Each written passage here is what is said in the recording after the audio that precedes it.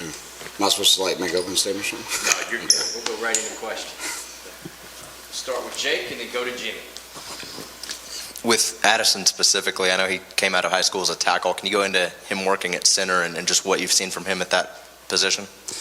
Yeah, I think wanting to help him learn the offense as fast as you can. When you play center, it's the hardest position initially because it's moving so fast. There's a lot. You have to make every single call, and the speed of the game is faster inside as well. So I think to kind of help expedite his process, because I'm not sure where he'll have to fit in and play for us, whether that's going to be at center, guard, or tackle. Thought was let him start at center, learn the offense, and then as he kind of gets that down, branch him out. Coach, when you're recruiting, do you try to identify somebody that is a tackle or a guard or center, or do you want to recruit somebody that's versatile enough to play any of those positions? You know, it's a little bit of both. We do typically start with guys that are tackles, guys that are more inside guys. I think sometimes there's a unique combination where a guy has the feet or the length or the brains, the traits, whatever it would be, that he can play inside, can play outside. Typically do try to pinpoint, man, this guy's going to be a tackle or this guy's going to be a center guard. Kind of asking through the process, talked about, man, he could play a bunch of different positions just because of how smart he is. Austin in the back.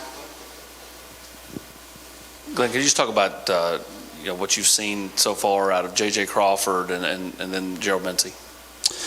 I think both of them have done a really good job. You know, they put in a lot of time in the off season. You know, guys will be up here on their own, just working their butts off, trying to get better.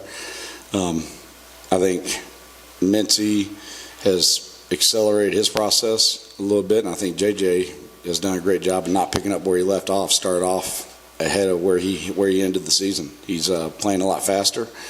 Doesn't seem to be as delayed and coming off the ball a lot more sure of himself. I don't know. They both have really done a really good job. Adam and Patrick. Sometimes you can have very few starters coming back and you sort of have a clean slate of what you're going to do. But this year you have 4 starters back.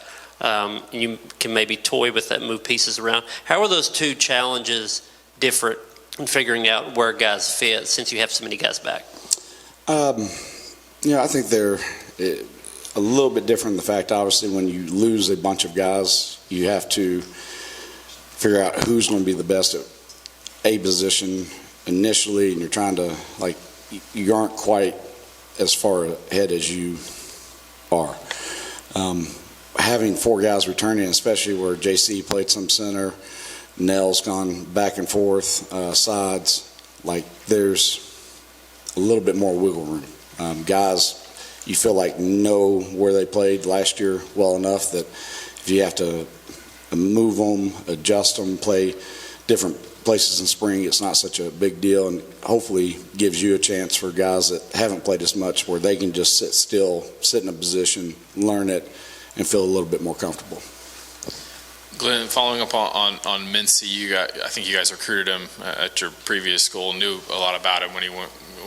I guess when he transferred, what made him a guy that you guys wanted to bring in and bolster your options there at tackle? Man, I just really the same thing you'd want when he came out of high school. I thought, one, he had unbelievable athletic ability and body control for such a big man. And out of high school, thought we had a good relationship. It was one of those situations that Florida was a little bit better situation for him than UCF was. But I knew at the core who he was as a human being, and that there was an intelligence level there that was unique with his body type and things that he can do athletically. I think just, sometimes things don't always start the way you think they'll end up, and now it's ended up in a better spot. 2 things. What's the next step for Cooper Mays? I think always he's going to continue to get stronger, continue to build his body. I think he's taken the step leadership-wise. Him and Rome have been awesome. They've got in front of the room, led meetings, corrected. Coop's constantly like, now you're in the meeting room and something happens, and before I can get it out of my mouth, him or Rome have jumped in there and said, hey man, we need to do this, or start coaching this. Man, don't want to say this. Sometimes they even correct me a little bit. So their leadership piece of it's been unbelievable with Coop, and I think just continuing to build, get stronger. You know, he kind of got thrown in there as a freshman where you didn't get a chance to really get a year of solid, especially with COVID, weight room. I think he's kind of done that over the offseason. I think he'll be a even better version of himself. And with today being pro day, when you get asked about Cade Mays, what do you tell them they're getting in him potentially? Man, really high intelligent, level intelligence player that can play. I mean, he bailed us out and played tackle, but he can play guard, center. A guy that's physical, just unbelievably physical, loves the game, loves to practice the game of football, doesn't have a whole lot of regard for his body in that sense. A great human being, man.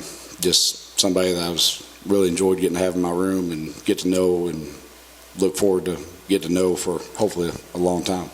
Last question. Coach, the offense set a lot of records last year, but Coach Heupel said that one area of improvement that's needed is short yardage situation. How much is that related to being more physical on the offensive line? 100%, man. That's you really only get to measure yourselves in about 3 different categories: short yardage, sacks, and tackles for loss. We got to be better up front. There's no doubt. We had some situations today. I thought, coming off the field, they tried to be more physical. That's something that's got to continue through spring, through fall camp, and for sure into the season. But yeah, 3rd and short, that's got to be our down distance. We got to move the line of scrimmage. Thank you, Coach.